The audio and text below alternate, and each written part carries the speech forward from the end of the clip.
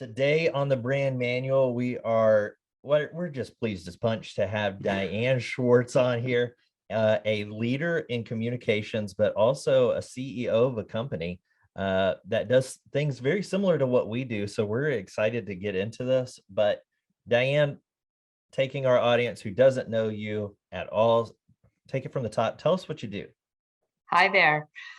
Thanks for having me on your podcast.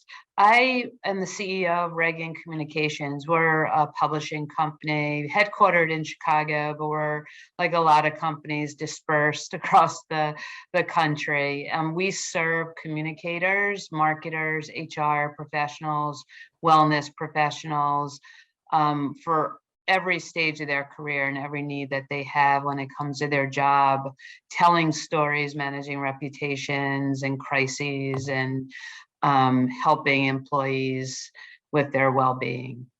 So we have, as a media and training company, we have events, we have subscription products, memberships, awards, programs, and so forth. Man, fantastic.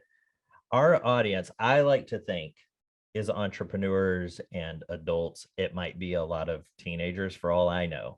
No, it's not. This would be the most boring podcast to them. Yeah. But I like to think that we are primarily talking to business owners out in our audience today. What is it?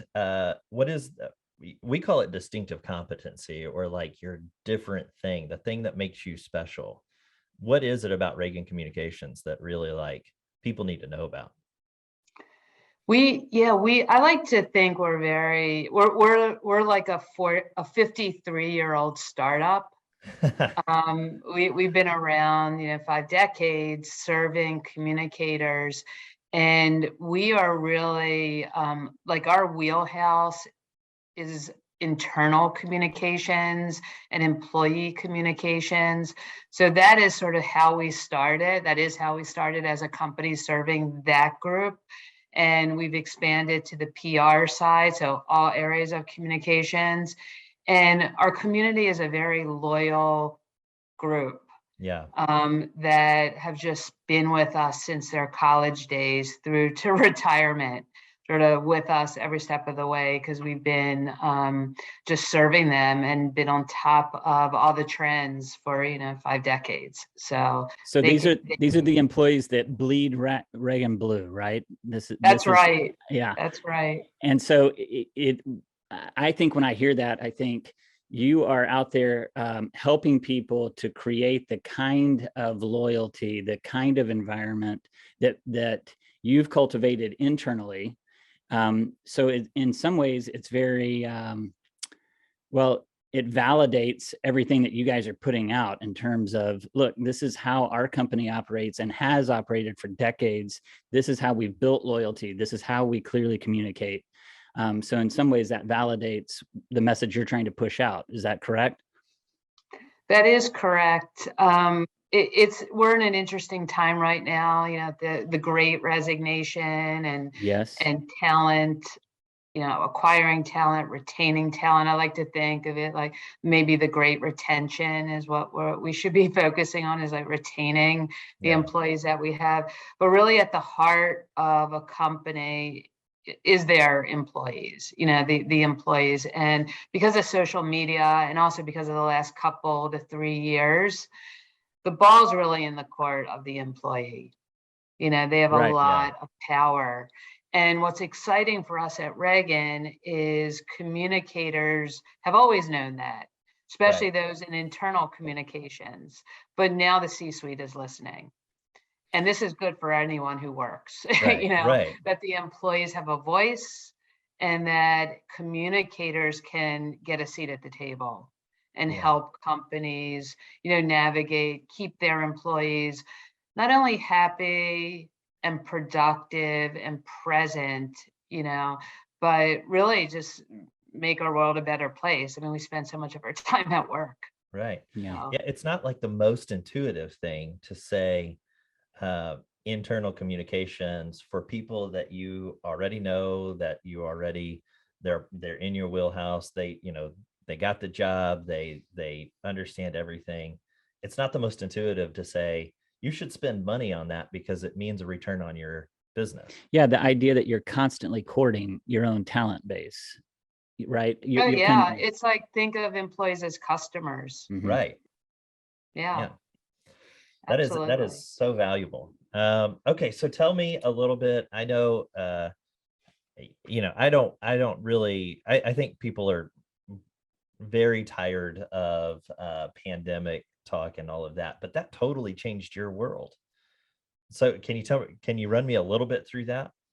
Yeah, I mean, it changed our world in a sense, in that our customers were all of a sudden, invited into all these conversations and playing a role in messaging. I mean, there's through this pandemic, and we're not only talking about a pandemic, we're talking about the last couple years with, social justice issues, political unrest. I mean, lots of crises, lots of uncertainty, a need to disseminate accurate information. So who's going to do that, and who's going to make sure that, we own the narrative for our brand? Right. Mhm. So that's going to be the communicator, whether it's the external comms person or the Mhm. internal comms person. So that changed the way that our customers have been working and have been thinking of themselves. A lot of communicators have suffered this feeling that they're order takers, Mhm. that, they report into marketing or Right. HR or another department, and they're just given things to do.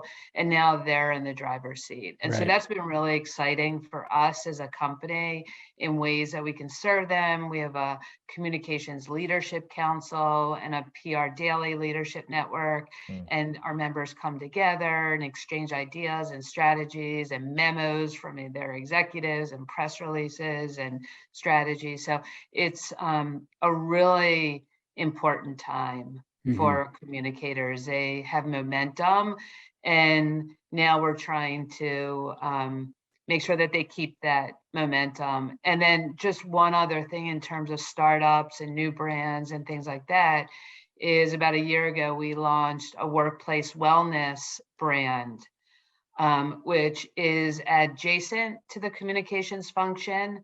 But these are HR, it's sort of the intersection of communications and HR, human Right. resources.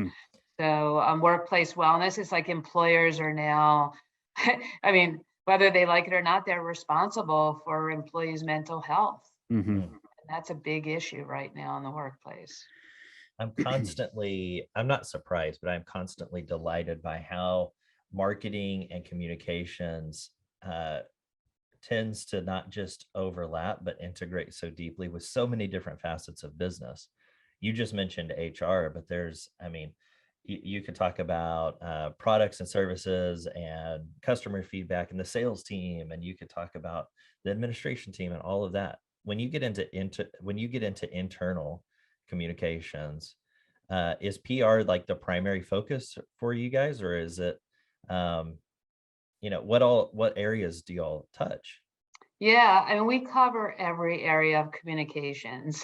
So it really ultimately is about owning the message, brand storytelling, Mhm. reputation management. So we cover everything from those topics. Media relations is a big area. Diversity, equity, and inclusion, and ESG, all in corporate social responsibility. These are all part of a communicator's job right now. Mhm. It's like, if you build it, will they come? If you have a workplace wellness program, for example, or an insurance or some new benefits, or you have, you have a new DEI initiative, Mhm. who's going to share those stories? Who's going to get the word out? I mean, it's really the communicator, and their message needs to be aligned with the marketer's message, Mhm. right? And sales. And so, yeah, I mean, one of the sort of challenges with communicators is showing, return on investment, right? With marketing and advertising and sales, there's some bottom line, Mhm. obvious Right. bottom line proof there. With communications, it's more of a challenge there because of the metrics, Right. around Yes. comp. Yeah, you can't necessarily peg it, but you know that it's It's so important. My question is, as communicators, there's an art and artifice to communication, but how important is the integrity of the C-suite and the integrity of the leadership, not just to say what needs to be said, but to be what needs to be the kinds of people, the kinds of organizations that, however you phrase it, whatever language and whatever nouns you're using, you understand that it actually rings true. I think that I'm kind of veering off here on my question a bit, but this idea that you can simply craft message, and because you use the words correctly and there was a nice ring and there was a phrasing that was apropos, that somehow solves your culture, is not entirely so, right? So how do you drive deeper to the heart of that corporate ethos? Yeah, that is a great question. And I'm so glad you asked that, because it is imperative that that there's transparency, that brands, that executives know when to take a stand, when to not take a stand, when to say something, when not. Mostly it's important for brands to take a stand, in my opinion. That's what employees want, that's what customers want. They're gonna retreat from a brand that is not authentic or taking a stand on issues that are important to them. So I think everybody gets that now in the business world, in the C-suite and communications. Communicators, if they're working for a company that they feel is not true to its word, most communicators now will leave that company, because they can sniff that out so easily. Yeah.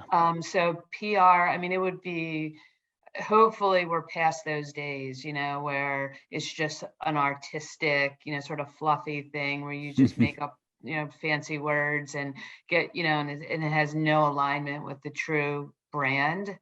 That I think those days are almost over for corporate America, because everyone's holding companies accountable now. It's true. Yeah. As brands themselves, as the idea of a brand gains more, I'm going to call it impact and authority in the world. I mean, the idea of Facebook as an entity is now so very powerful. How is it that Regan finds customers and clients and C-suites to align with? The way I see the world is there's this constant kind of picking and choosing parties and picking and choosing little cohorts or tribes. Yeah, I would imagine it's more than just reputation and referral. How is it that you guys are actually, in a very loud, noisy marketplace, right? How are you guys surfacing?